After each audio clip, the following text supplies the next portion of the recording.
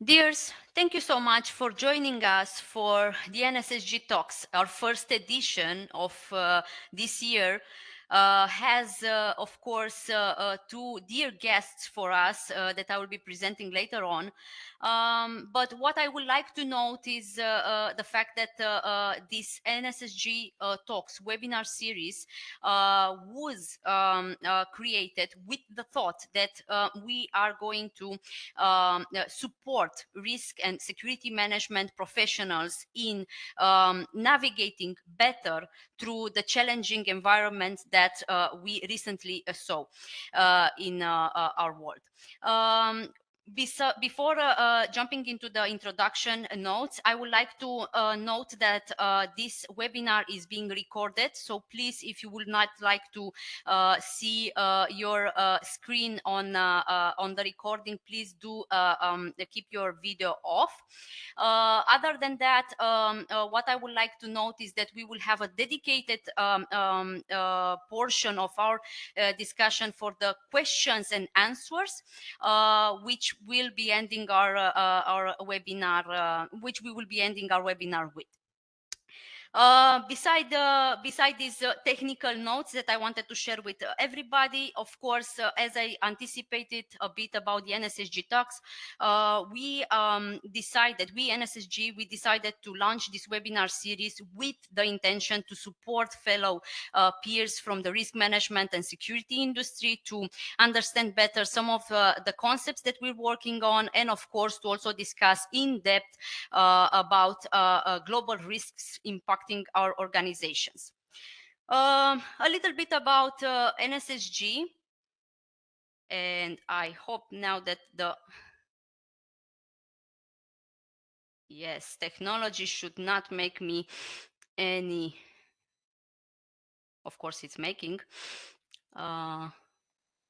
just a note. All right, so I managed to change the slide, which is very nice and good for me. So a little bit about us, who we are. NSSG is a risk management company with headquarters in Bucharest, Romania, and global offices in Cairo, Egypt, Kiev, Ukraine, and New York, United States of America. And of course, today we have together with us our dear friends from RCAS. RCAS is a crisis management and security advisory company. Their primary purpose is to empower forward-thinking organizations with world-class tools as part of an incident-agnostic crisis management program. So crisis is their thing, while for NSSG's risk management, the top value that we can offer to our clients. Again, as said, NSSG launched this webinar series on the most relevant global events and topics with the aim to underline how this could pose an impact on your organization. I will not lose too much time in the, let's say, marketing portion of our discussion. And I would like to make an introduction to our guests, our speakers of today. Of course, I will start with our dear Rob Currie, which is the owner and founder of RCAS, a crisis management and security advisory firm based in Canada. With more than 35 years of experience working in both public and private sector security, Rob dedicates his know-how to supporting organizations in corporate security design and crisis management programs. Rob is a retired Royal Canadian Mounted Police, which served various roles, including having the privilege of serving with the Canadian Special Forces Command between 2006 and 2010.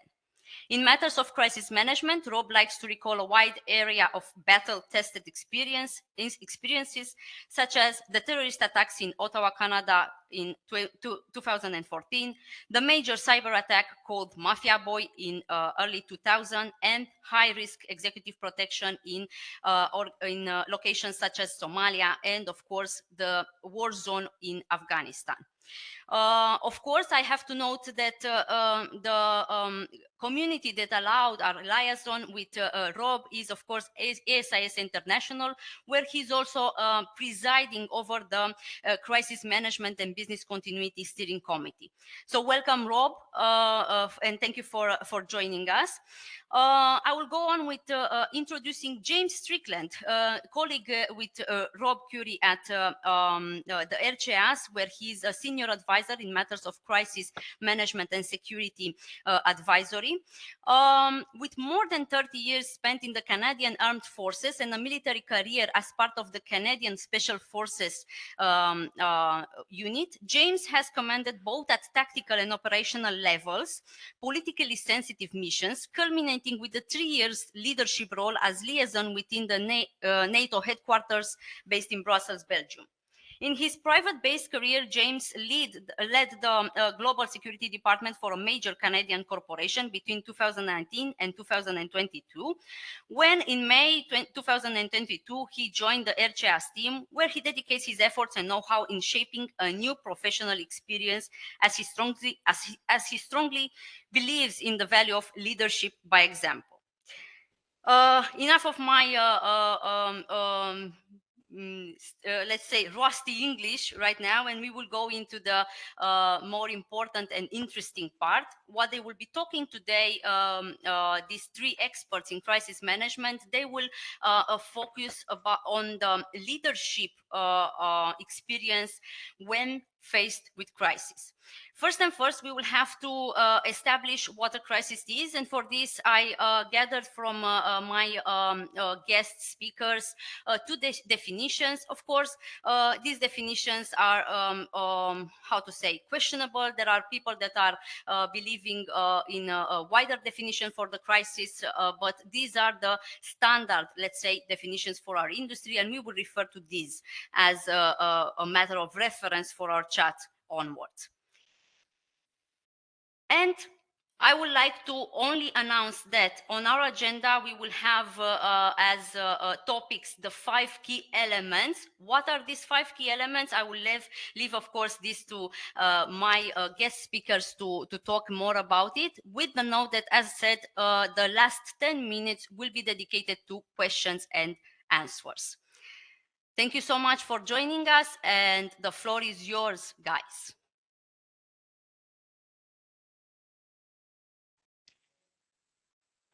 I think that Lily, you didn't introduce me, or I missed my introduction. Don't worry, we are almost at time of the salary, almost salary time. So it's your crisis now.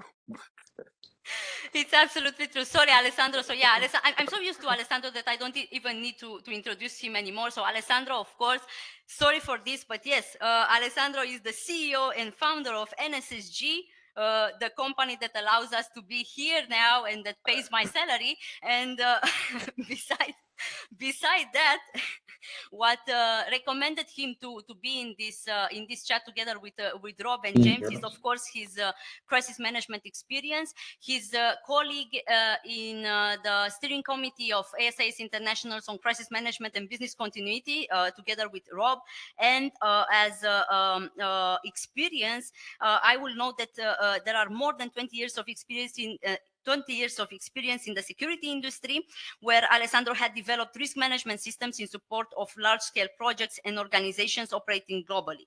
As for his crisis management experience, he would like to recall the Ukraine unfolding events starting with December 2021 throughout 2022, the 2016 Turkey political and social crisis, the 2014 Suez Channels enlargement project covering large areas within the Sinai Peninsula, and last but not least, of course, various crisis management roles during the moment that we all refer to as the Arab Spring.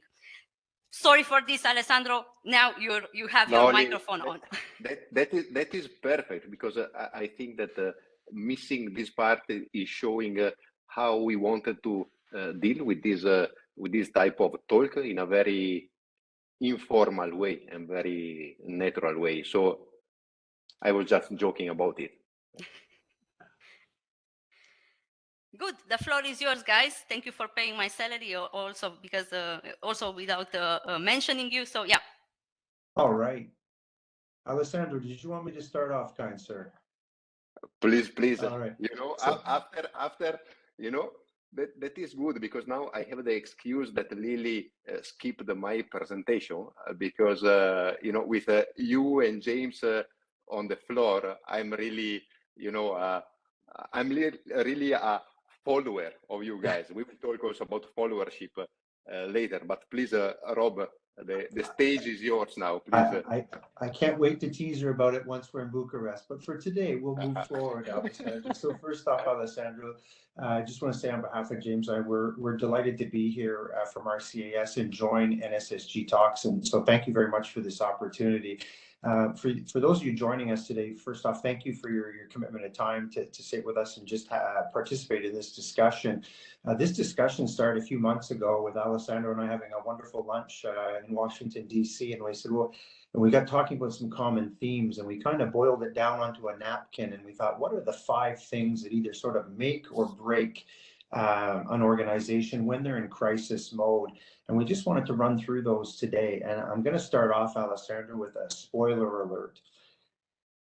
I get asked all the time, what's the secret sauce? What is it that makes a company either thrive or not in crisis? And it's leadership. So this is your first key element, if you will. And right away when we say something like, and it's leadership under stress, because every day we work for different leaders, sometimes by virtue of the CEO is a leader, your manager is a leader. But I think for this conversation, the leadership we're talking about is leadership on what we often call game day, crisis time. We're in crisis mode, and it's not always about your rank or your position in the organization.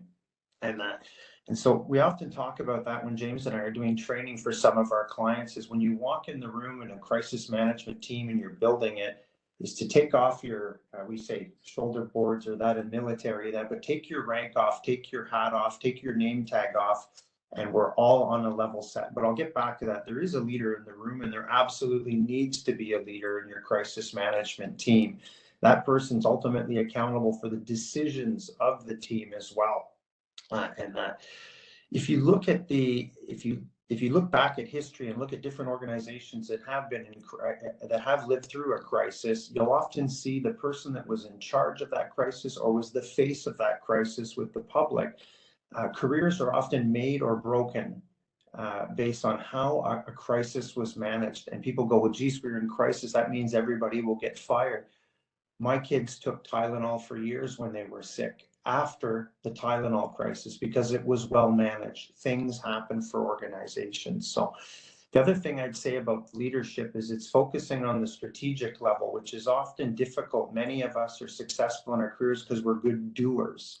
And so we'd like to roll up our sleeves and get in the action. And I can think of a famous photo of a CEO after a terrorist attack in a major city, and he's outside sweeping up the glass in front of his building.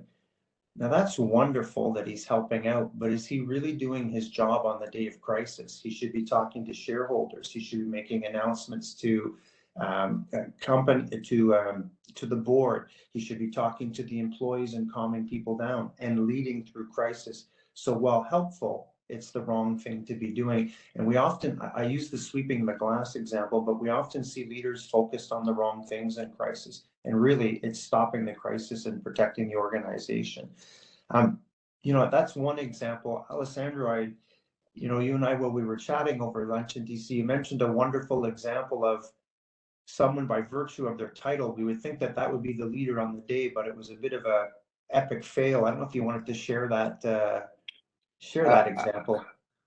I think, Rob, if you allow me, I was listening while you were talking, and I think that there are 3 types of leaders. I was elaborating now while listening to you, and we are making often the wrong assumption that the leader during routine is also the good leader during routine is also the good leader during crisis. And I think that is totally a wrong assumption. We need good leaders during routine, and we need sometimes other leaders during crisis. Then some organizations, they are very lucky and they have wonderful leaders during routine that are also wonderful leaders during the crisis. I think that this is a key concept, and we should stop assuming that our good leader during the the sunny days are also the good leaders during the cloudy and the rainy days. I don't know what you think about it. No, it's a great point, Alessandro. It's and often folks try and stay in that mode and they don't realize that, you know what, and that's okay if you're only the day-to-day sunny day leader, and 364 days out of the year you bring the company great profits and you're a wonderful. Not everyone is cut out for the stress and being able to make time compressed decisions, and that's okay too. Some folks are better under pressure than they are in the day-to-day, but it's recognizing where you are. So great point, Alessandro. Yeah, and I was going to add it as well. When we talk about leadership, crisis management, being a crisis director is not very often that's a main job. It's a secondary duty. So you bring your leadership style, but every crisis director has got to have a combination of a collaborative leadership style, but also sometimes they have to be authoritative. There's a time and a place for both, which is a little bit different from your regular job. Maybe you buy widgets or you review contracts. That's something that's ongoing, but there's not as much pressure or time pressure. In a crisis, you have to have a slightly larger toolbox in your leadership cachet. So Alessandro, I was remembering you were telling about Costa Cruise Lines and the captain. And when I hear captain of the boat, that's the captain of the boat stays on the boat till the very end, no? Yeah, this is something that I'm often using as a story when I'm talking about crisis. It happened. It was if I well remember, the 12th or the 13th January 2012. I assume that you all heard about this story of the Costa Concordia, the Italian cruise ship that while navigating out of the coast of Tuscany in Italy, the captain simply made a crazy maneuver that sank the ship and cost the life of 32 people. And I talk about it because there are two aspects here. One, in my opinion, is when are we discovering if a leader is a good leader during a crisis? Well, we discover it during the crisis itself. And that is a tricky part because, we can train how much we want in the shooting range, but how we will react when the bullets will fly around us, we don't know. That is the reality. And going back to the ship here, the captain, after making this crazy maneuver and sinking the ship, essentially, he reacted not as a senior captain is expected to do. He was the captain of the most beautiful ship of this cruise line. He was appointed captain because the company looking at his CV said this is the right person for our best ship. But when the disaster happened, he didn't show to be let's say the perfect manager of a crisis. And in one way, I'm saying to myself, okay, why all these people reacted so badly against him, that he made a bad mistake, but nobody knew before if he was a good crisis manager, because we can simulate how much we want, and training again is extremely important. We should always train, but sometimes I think, and maybe Rob and James, you can confirm that sometimes we skip, we train a lot operationally, but we skip the emotional part of the training that is affecting our performances during the crisis, and that's all. So again, I'm going back to what I said at the beginning. We are appointing leaders during routine, expecting them to be extremely good leaders during the crisis. Yeah, I find that fascinating. I totally agree, Alessandro. Now, the other problem that could happen is we could have a great leader that's very collaborative and is trying to get consensus and as much information as possible, But this can lead to what we call, and this is our second point today, and paralysis by analysis. And that means that we get wound up in the circular discussions trying to get the perfect answer. The key thing that I find with crises, really what you're doing is you're trying to make the best decision possible based on the information and the time that you have. And I'll say right now, you have to assume time is your enemy. And we've all lived this.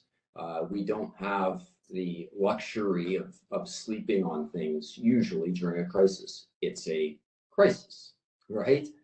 And that makes it very, very challenging, combined with the fact that you never have as much information as you want. And even the information that you may have could be totally wrong.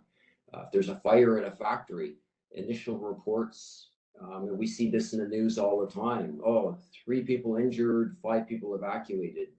In reality, it was 2 cats and 3 squirrels. Everybody's fine, but you need to make decisions based on the information that you have. We also find that leaders are leaders in their organizations because they make decisions, they make good decisions, but they can sometimes be a little bit risk adverse in a crisis because the stakes are so big and the information isn't as plentiful. I could lose my job if I make a mistake, James. Exactly. It's kind of, there's 2 sides of it. There's the side that people are trying to cover themselves and not make mistakes. And if you want to be very generous, you can say that leaders are trying to do the very best thing for the company. And, that's the very optimistic side of it. I think the key thing here is that we really need to make those early victories to avoid that paralysis, because everything is so overwhelming, everything's confusing. I think those early victories, Alessandro, I'm going to key on what you already said, that training is important.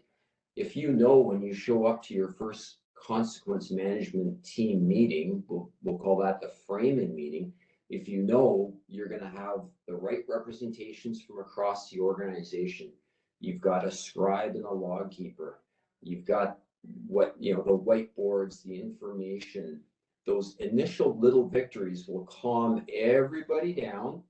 And then obviously the absolute key in decision making is prioritizing, right? You need to list out your decisions, the time that you have to have those decisions, and then we prioritize them based on the values of the company.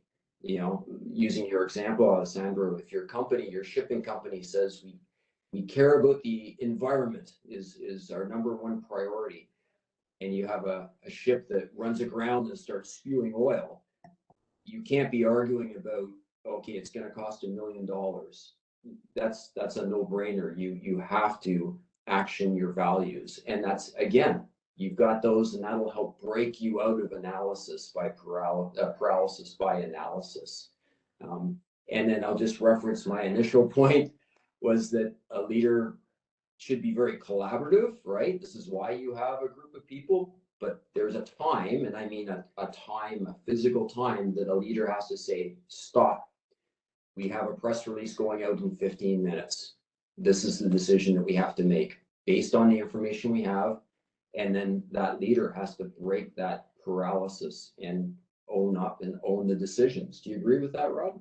Absolutely. And I've, we're moving forward on this. We links back to our leadership piece. What James just said, at one point, I've heard from all of you, and hopefully on your crisis management team, don't take this as we don't want input when we have time and opportunity, and everybody at the table should voice their opinion. And I know we're going to cover that theme in a moment, and it's up to you if you're in the crisis management team to say, James, I agree, or I don't, not because James is my boss, not because James is who I hang out with on the weekends.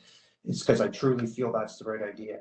And as well, James, as the leader's created the environment where he's like, no, Rob, there's something wrong here. What's going on? Well, we did that in 2008. It didn't work. Okay, talk to me about a solution. But at one point he goes, I've got to go forward. I've made tons of decisions in crisis mode. Sitting back today, I would never make them again. But I now have the luxury of 5 or 6 years of analysis. I can think of terrorist activity here in Ottawa when our parliament was attacked in 2014. I gave an order to break down doors in certain areas because we thought people were being injured. They weren't. And so I ended up destroying a bunch of Canada's heritage building. So I was super popular after, and I was highly criticized. At the time, I had people screaming on a radio that they thought they'd heard shots fired in the room. Knowing what I know, or if I knew that exact same thing, I'd give that order again without hesitation. But you're going to get some on you. And it leads me sort of to my next point of you're going to make decisions as a crisis leader and as a crisis management team, and some will be wrong or not perfect. Again, hindsight is perfect. And after the crisis, we can sit around and go, you know what, we've had days to analyze this and we would have done something different, but that's not my luxury when I'm a crisis leader or commander and that. And so what I end up seeing happen, and this is usually as the crisis starts to go along, we made the right decision. High five, James. Let's go. Let's keep moving forward. Oh, I'm the crisis leader. James, why'd you tell me that idea? The CEO just called, and that was a stupid idea. Okay. Well, no, Rob, and now we're sitting here having an argument and what I call the blame game. So this is number 3. And if you are a crisis leader and you hear anything, I call it the finger pointing, either verbally, I just sit back and looking like this, completely unhelpful. There's an after action that we'll do after the crisis, or a hot wash, or whatever your organization wants to call it. That is when we have the good conversation of, James, what were you thinking at that? Well, this is where my thought process at that. Rob, what were you thinking? Lily, what were you thinking? Alison, and let's get it on the table in the hot, because now we have all kinds of time. The company is back in a normal operating state. So it's the blame game. You have to move forward from it. Detach yourself from emotion. And sometimes people go, well, Lily, the commander, didn't agree with my idea. Rob, it's not your idea. It's something you put forward. You don't own it. You've been asked by the company to be part of the crisis management team. I'm not saying it's not my thought, but I'm going to unattach my emotion from it. And if Lily decides to use my idea as the crisis commander, sure, we're human. That feels good that I've helped out in my part. If she doesn't, I was still relevant. I spoke up. I gave Lily what I'll call option decision support. I gave her another option. James also owes it to her to give an opinion, okay? And maybe he hasn't been heard, doesn't matter, get it out there. It's not his opinion, detach the emotion, and then after we can have wonderful debates and attach our emotions again to it if we want, and all the passion, but at the time it needs to be a little bit cold. So leave it for the hot wash, and if you are a crisis commander and you start to hear this with your team, it needs to stop immediately. Because every second that James and I sit around arguing about who was right, we are not working on the next part of the problem, and we're not being creative. And I'm sitting here worried about my feelings. Okay. I'm not saying we shouldn't be courteous to our people. We should be kind to each other, but none of us owns an idea. Okay. The one thing we do own is success at the far end of the crisis. And that. I think just keying on that, Rob, like really the way I sum it up is leave your ego at the door and don't take anything personally. And I've actually why did you say that? Why did I say that? What? You anticipated me, James, because I was going to say that we as a risk management security professional, independently male or female, we have a big problem with our ego. And the ego problem is coming out, especially in the crisis situation. I know we will talk later about followership and the problems that leaders are having with their ego. But if you allow me, I want to go back to one aspect. And we are going left and right here, but as we said, this is the purpose of our talk. And now my team that is joining the talk will start screaming on me probably, but they are muted by Lily. So Lily, don't unmute anybody. I wanted to talk a little bit about the Pareto principle. I don't know if you are all familiar with this, but essentially is an empirical statistic principle that is saying that 80% of the results are caused by 20% of the causes. And essentially, to make it in a different way, 20% of our actions are generating 80% of the results. This is something that I push when I'm I'm giving, let's say, advice. I'm pushing all the managers, risk managers, to act in this way during routine. But this is extremely important during crisis. During crisis, it's essential to identify the 20% of causes that are going to generate the 80% of the effect.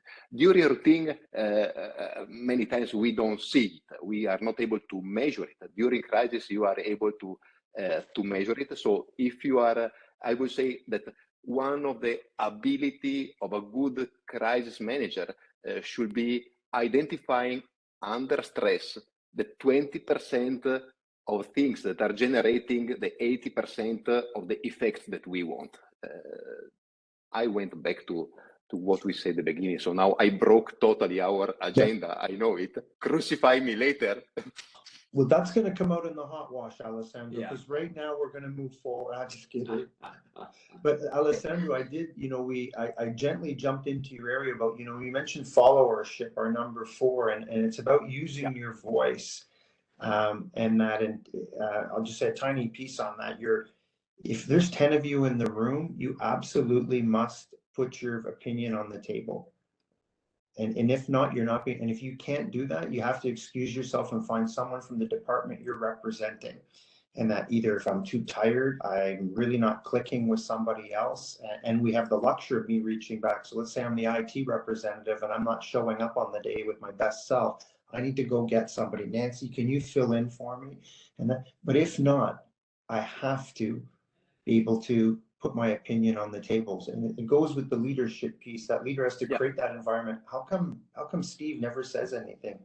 Well, he's shy. That's probably the guy that's going to give you that 20% nugget, Alessandro, but you might have to poke him. They may be a B-type personality like myself. That's a joke, insert laughter. But Alessandro, over to you about followership, my friend.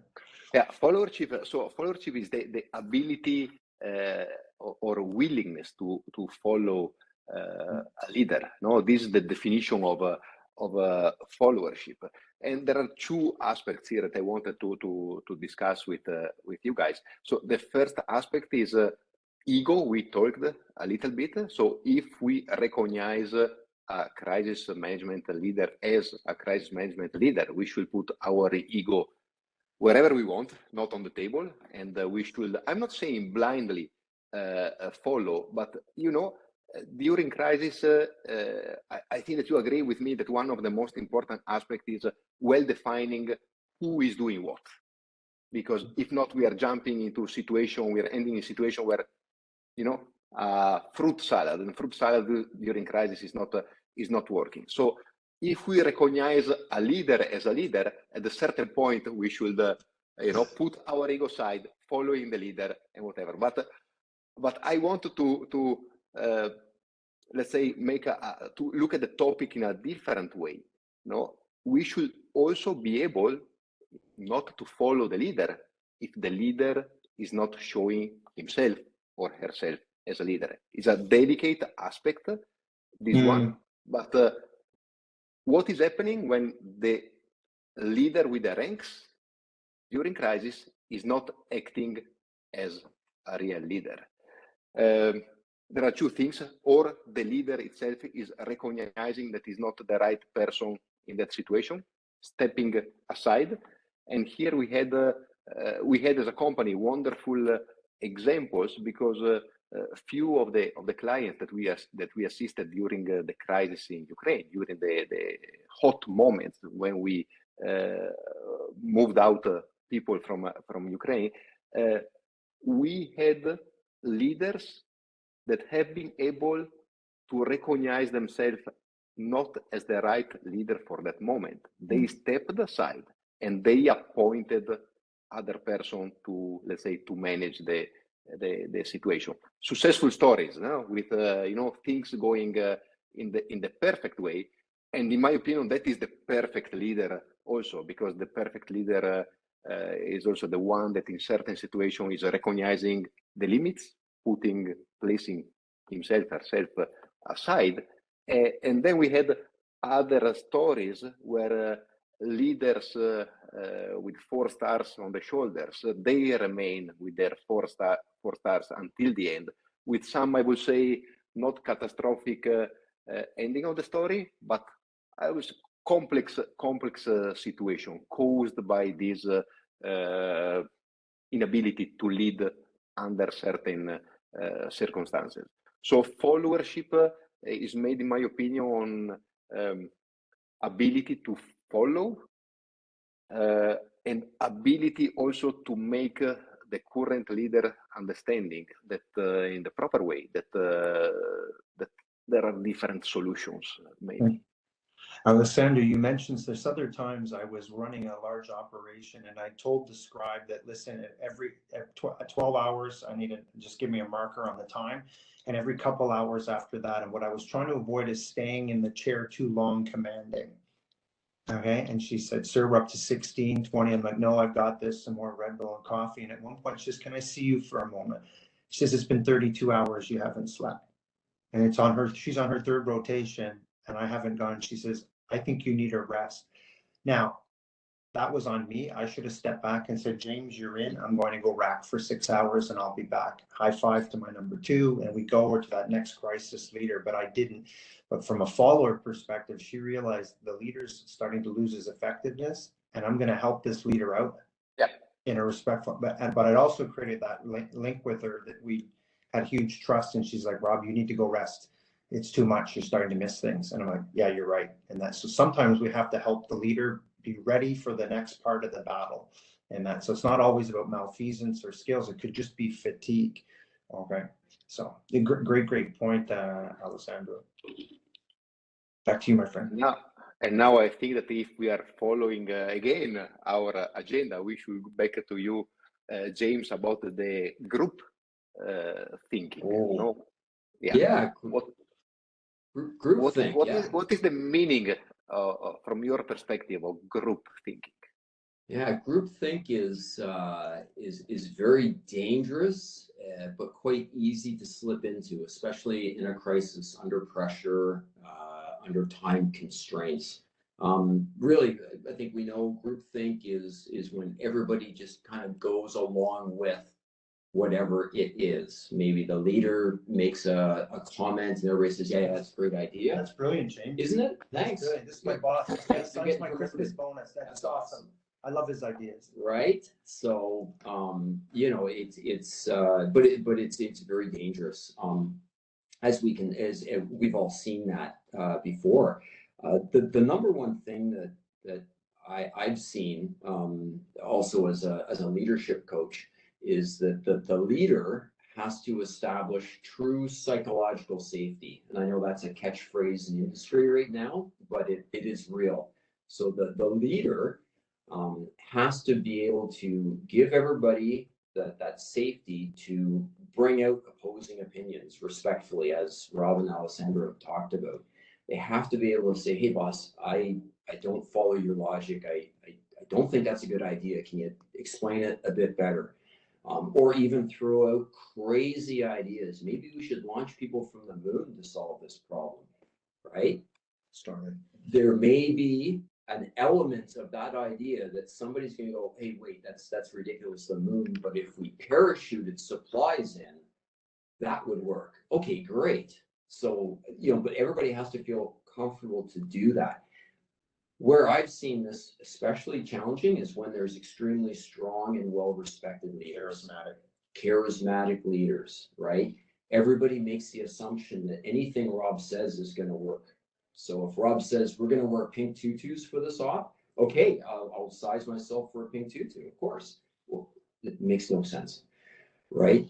So when you have a strong leader, that's especially where you have to guard against groupthink. A great example that I did one of these training sessions in the UK a couple of months ago, and I actually had to tell one of the very strong A-type leaders, like, you know what, when you're soliciting ideas to solve a problem, why don't you speak last? Because there's a data point, I believe it's 25%, but if a leader puts out context in a problem and then says, well, I think we should go this way, what does everybody else think? There's a 25% reduction in options that come on the table. It's best to orient, solicit opinion, and then speak. Scotiabank, this happened to me. There you go. I was after policing one of my first large roles, being chief security officer at a large Canadian bank, and they had these HR coaches check in with you after 6 months, and I was a bit intimidated by the job. It was my first big private sector job, and after a while, this is great, and everybody's agreeing with me, and I should know better. And then they did one of these 360s. She goes, Rob, one, they're afraid of you. You're this cop soldier guy. You're full of confidence. I say this humbly, they love you as a person, but they're not going to challenge you. Well, why wouldn't they? I thought I'd created this psychological safety. She goes, it's November 15th. In about 3 weeks, you will sign their Christmas bonus checks, which I was not used to in policing or military. There's no bonus. You just do your job. And so I never thought I had control about how much money that they bring home. Now, me as a person, I would never, if James disagreed with me, I'm like, oh, I'm going to take a few zeros off of that one. That's just not what, but that wasn't their perception. So here I thought I was killing it. And really, they're terrified they won't get their Christmas bonus if they think anything other than Rob Currie's wonderful ideas. Wow. So that's exactly where a leader has to be self-aware, Yeah. right? Speak less. Speak less. But before the actual crisis, the organization can set the conditions to avoid groupthink as well. And the best way to do that is to have diversity throughout the consequence management team. And I mean true diversity, like for consequence management, not necessarily ethnicity, language, color. No, I'm talking about all sorts of different sections of the company being represented, all sorts of different personality types. And the leader, and we've talked about this, has to recognize there's people, like I think you can tell, as Alessandro, Rob, and I are very extroverted, and we will throw down and throw out ideas. There's a lot of people that they just want to have a couple of moments to process what they've heard, and they're going to come out with some amazing idea that I would never think of, but they need to have that time. So the psychological safety, the diversity, and then not taking anything personally. I think we can sum that all up with being good ways to combat groupthink. And like, I love your example, Rob. If everybody is always agreeing, okay, that's a signal to check. Okay, somebody, and some organizations will actually task somebody with being the devil's advocate. Like, okay, you must argue against this, right? You know, I think that there is as part of an organization, we should never assume that our leader is always right, and we as a leader also, we should also not assume that we are unbreakable. So that is another aspect to consider. I think I'm always promoting a sort of during routine, this, no, an horizontal, how can I say, relationship within the organization. We as a leader, we should be always ready to be criticized. And that is something that if you practice it during routine, you will discover later on the value under a crisis situation. It's, I would say, affecting a little bit the ego sometimes, because at the end we have a little bit of ego. When I have Lily sending me emails that are not so nice, no, I say, fuck, but I'm the boss. Why she's sending me these emails?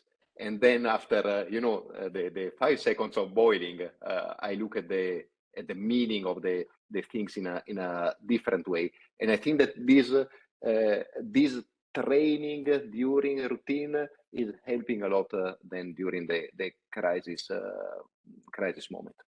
You know what, Alessandro, I've just got to make a quick comment to back you up there that, yeah, leaders really establishing that psychological safety. It's not about what you say. It's not just saying, okay, everybody can be open now, because we're not actually judged by our words. We're judged by our decisions. Psychological safety actually occurs the first time that somebody criticizes you as a leader, says, hey, I don't think that's a good idea. There's leadership by example. That is where you'll establish safety. If you retort and say, yeah, just stay in your lane, I got this, you have destroyed it. Whereas if you show good leadership by example and you say, hey, thanks for that. Let's discuss that. You're right. Or, okay, let's agree to disagree. We're going to move on. That's how you establish psychological safety. And Alessandro, like you said, it's keeping your ego way at the back, at the door. That's great. Guys, thank you so much for leading this discussion. I will step on the ego note now, and I will cut your discussion right now to allow also our participants to ask questions, not before giving the floor for a second to Alessandro, which has something to announce. There will be a follow-up event that Alessandro wants to point on. But what I will say is that I took from you guys the fact that we need to kill the ego. We need to listen to our people as leaders, and on the other side, as followers, we need to get away from the groupthink, get away from the ship mentality, and also challenge our leaders when we see that, of course, the leader is taking our boat into the wall. So yeah, we need to raise the flag when we see this. I will move now, as I said, to the announcement that Alessandro has prepared for us. So please, Alessandro. Yeah, first of all, Lily, let me thank Rob and James. You are a superstar, guys, and really glad that we had you here with us, but really glad to work with you, to cooperate with you guys, because it's a pleasure and it's always a moment of learning with you. So thanks a lot. Thanks to all the people that attended this talk. I was monitoring the number, so we started in 33. We are still in 33. So it was a combination, I think, of Rob and James being very interesting, plus my Italian accent while speaking English, and we managed to keep everybody True here. diversity. But I just wanted to wrap up a little bit, and from my perspective, we talked a lot about crisis management now, but we also skipped a lot of parts, a lot of components, because we will need probably 24 hours in a row to touch all the points. My wrap up is, okay, let's deal properly from the operational point of view, and let's train from the operational point of view, but let's keep an eye always on the emotional aspect of the crisis, because emotion, at the end, we are people managing processes, managing a situation, and our emotional reaction, our emotional aspect could affect the outcome of our results. But the announcement that Lily was referring is that on the 24th and 25th of May, we will organize together with Rob and James a workshop here in Bucharest. You will receive later on some additional information about this workshop, and we are going to work 2 days here, going deep into all the aspects of the crisis, and we will have the chance to have Rob and James, illuminating us about their with their experience. So you will receive more information about it, but at the moment the dates are set for 24th and 25th of May here in Bucharest.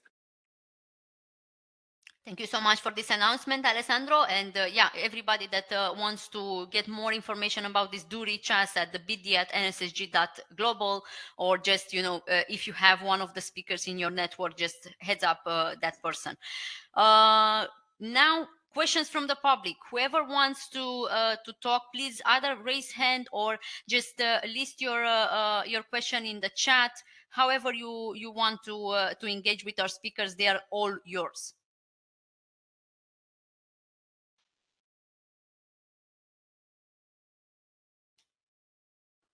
And complex questions only to Rob and James. Yeah, if there are no questions, I have a bunch of them. So always I'm prepared with questions. if nobody has one, I can start with one, and hopefully it inspires. James and I are often asked, who's better? We talked about Oh, Alan's got a question. Alan, let's go ahead, sir. All right, super. Hi, guys. First of all, it was fascinating to hear the discussion that was between the three of you, Alessandro, James, and Rob.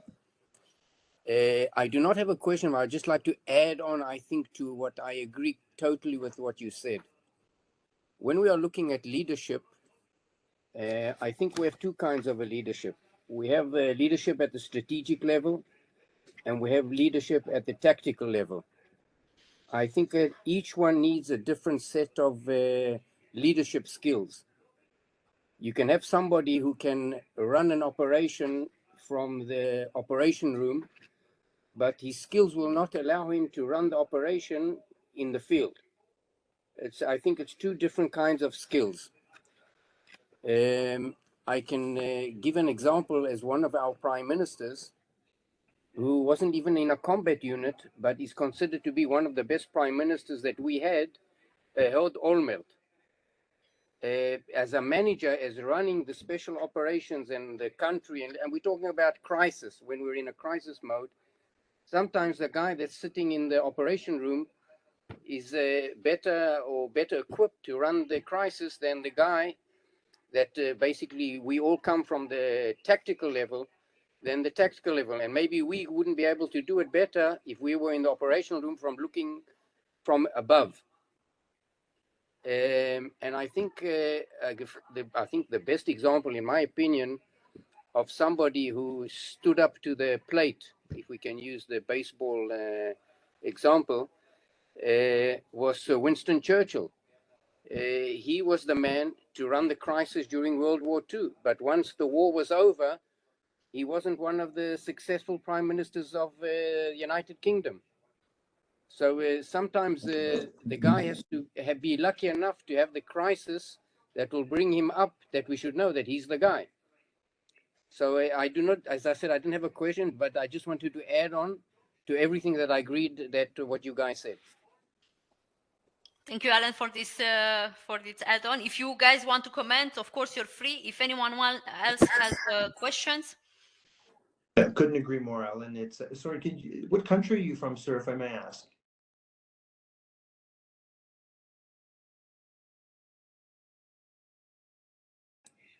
I'm from Israel. Ah, okay.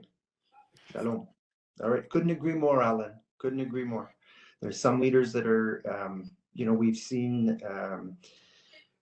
both sides of that coin. I've seen folks be pushed into a crisis commander role. They get in the room and they're like, James, for the fire on the 13th floor, make sure that they wear the hats and they ding the hoses. That's not helpful. I should let the people downrange. I'm getting too tactical. We call it pulling up on the stick and getting the aircraft back to 30,000. I need to think of what happens if that fire spreads to the 16th, 17th, 18th floor. I have to have complete trust in James and his response team that they're dealing with that. But some people can't do that. I think that's a great case for why you need to practice this beforehand. You don't want to meet critical people at critical times. You want to figure out if your style is consistent with the position that you're in, and if it's not, there are two options. You either, as Rob had said earlier, you find somebody from your organization that can fit better, or you expand your leadership toolbox.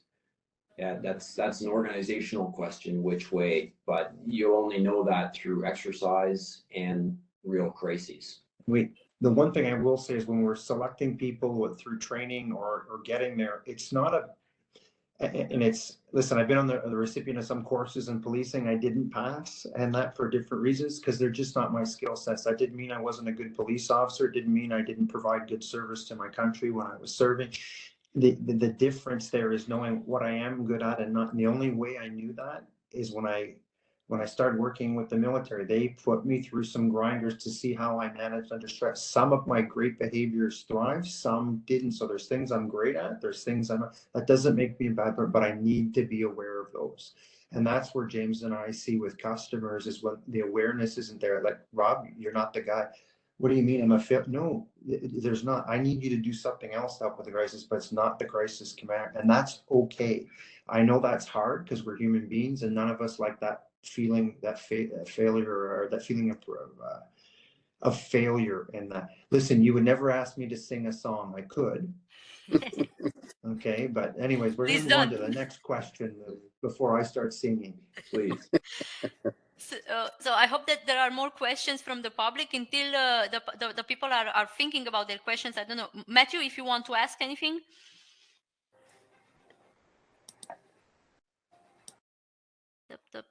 Let's see, Matthew. Yep. Hi, everybody. Yes, that was great discussion. Yeah, apologies. As a frontline manager, I often have to run. If you ever see me coming back to like this, we're just handling stuff. But from what I've seen, yeah, those are some great insights. And forgive me for putting in so much in the chat box. I mean, I just want to just say, as a third-party security contractor, crisis management often is overlooked on the front line. And it's just one thing, if I could substantiate, is that, and I think, Rob, you may have mentioned it. Yeah, you can't take things personally. I've done that numerous times before. But as I put in the comments, as far as just like risk can't be 100% mitigated. You can't control everything. No matter what, you're going to get yelled at. That's just the point of, that comes with business. The one thing I have to say is, or a question I could say is, do you guys feel too that the front line, like I have a security team of about 35 officers. Do you feel that your frontline contracted service is more underused in the whole scope of the whole crisis management program? Like there's no communication whatsoever between, let's just say, the principal or the person being protected or the entity? Do you feel that there's a lot of, how can I say this?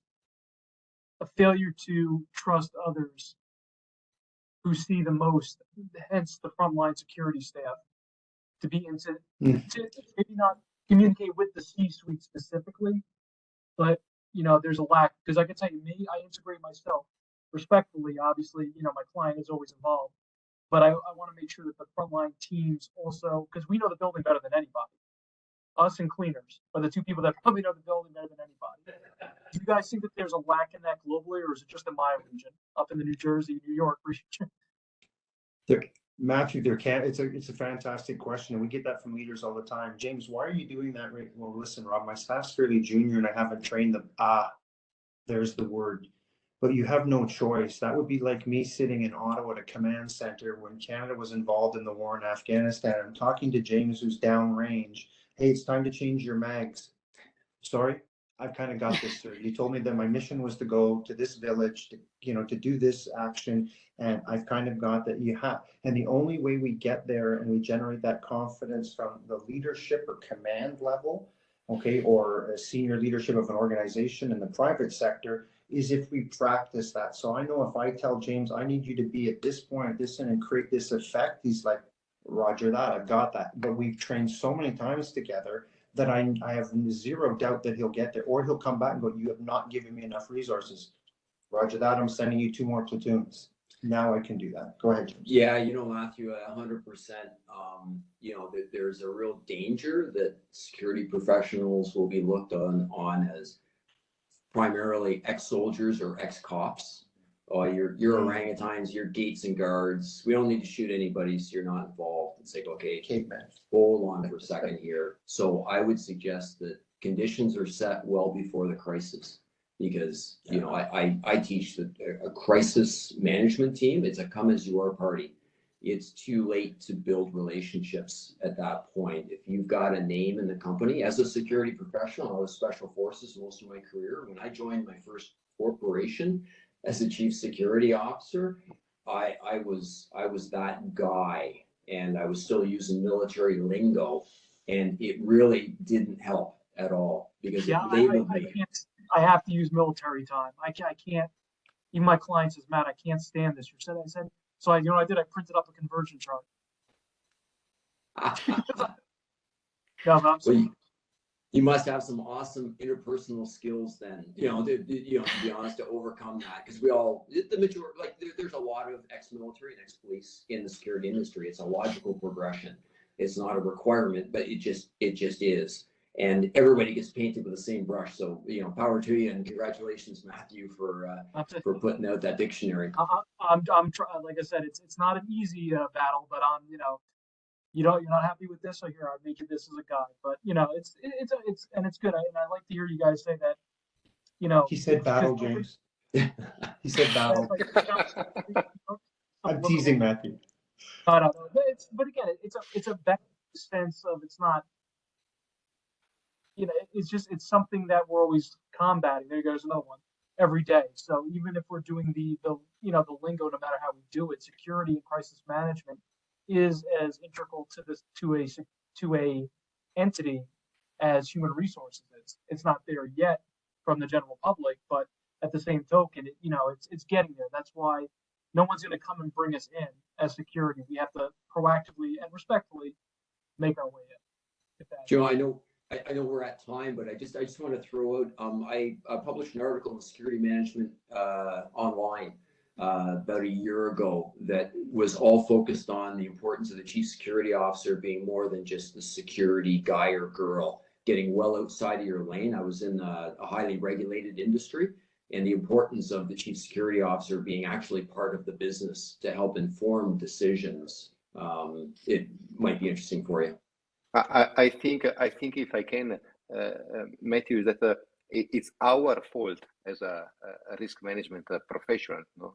Because until now, I think that COVID and what happened in Ukraine now helped a lot of us to demonstrate what we can do, how we can support organization, but still, and I'm talking, you know, as a European-based provider, we are paying the price of not being able to talk in the same room and with the same language of C-level executives, and that is something that we are paying because looks like here, at least, that if you have been a police officer, a military, and I'm a former military, you automatically become a good security, risk management, crisis management professional, and we know that is not. So just this consideration from my side.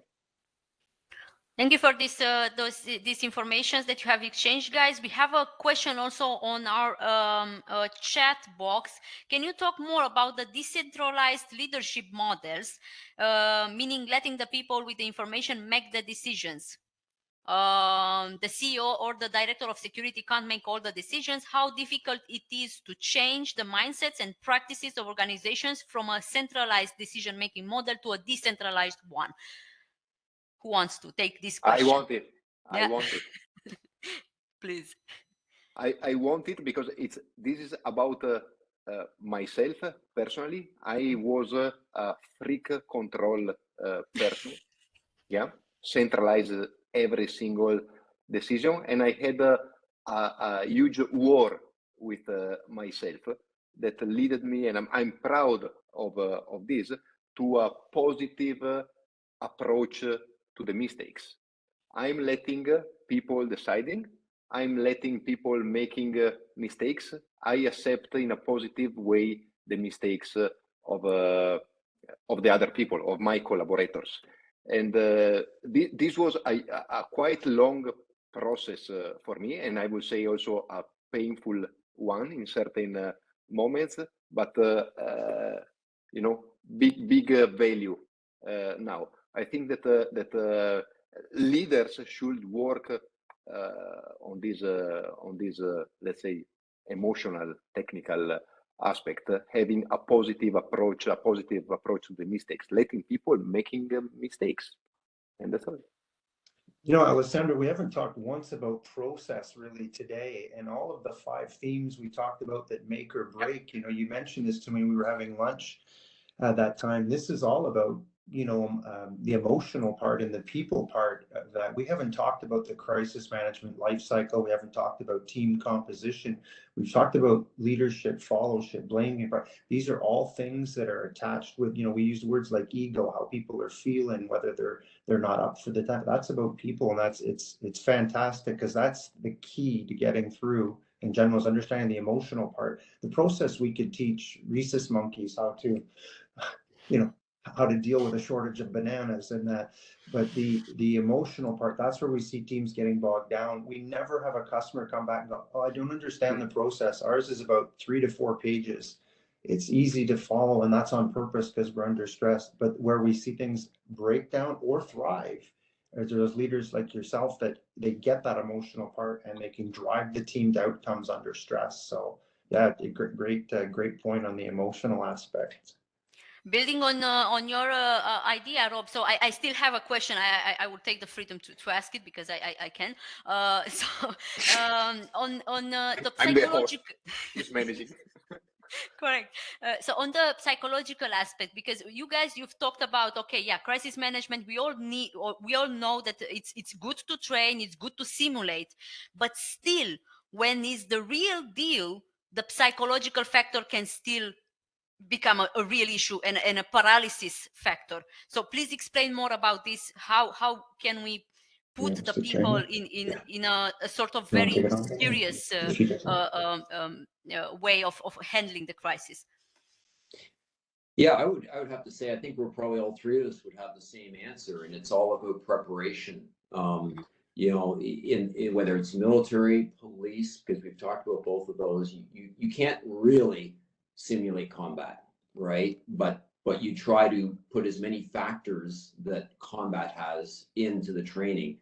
Some element of risk, live weapons, distress, noise, lack of food, lack of sleep. It's the same thing with crisis management. Like you can't start a crisis just to train your team, of course, but there's a logical progression of how to prepare a team for a crisis. The worst thing that you could do, and Rob and I have been called to do this. Hey, can you come in and run an exercise for us? Oh, of course we can. Where are you in your whole structure and evolution? Oh, we just made a crisis management plan. We're ready to get tested. Okay, I wonder if maybe we should start, like we use the term crawl, walk, run. Let's do a familiarization with your plan. Let's do an exercise where it's more training. We walk and talk about it. There's no pass fail. Everybody gets more comfortable, and we'll culminate with a no awareness, no knowledge exercise for sure. But maybe we don't jump into that. So we prepare people. You don't scare them and shock them. But I do really have to emphasize that you do need to do those exercises. Once you've got the team at a point, you need to apply those stresses. And to the point of failure very often, and another expression, Matthew will recognize this, it's better to sweat in practice than bleed in battle. So let's make those mistakes during an exercise, have that after action. And it's like, wow, that was right out of her. It's like, yeah, well, why was that? And then you can develop. And that's what I would say. I don't know, Rob and Alessandro. Thank you so much for this. If any other questions, one more question. Anyone? Raise your hand. I guess not. So yeah, thank you guys for joining us today. As I said, the webinar is recorded, and we will be sending you the recording of. Thank you, Matthew, for the feedback. And yes, we will send you the recording. I will send you, of course, also more information about our workshop, follow-up workshop in Bucharest. What can I say? It's that if you will join us in Bucharest, you will have a very interesting experience. Okay, and I'm not talking about Dracula. That's just it doesn't exist. Okay, I can show you guys some very No, it doesn't exist. I can show you guys some very interesting things in Romania, but real deal. In talking about Dracula, because I see there are fans here. So you have to imagine that in a community of military people like you should know that the character that inspired Dracula, naming the Vlad the Impaler, was one of the world's most important strategist, military strategist, because he was one of the first one to conduct a night attack. Okay, so you should know this, not me. Please read more about the Vlad the Impaler and leave aside Dracula story. Looking forward to see you guys in Bucharest, and thank you for joining. Thank you again for letting us be part of NSSG, and thank you all for being here today. It's wonderful, Alessandro. Thank you, and we'll see you. Thank you, guys. Thanks to you. Bye, everybody.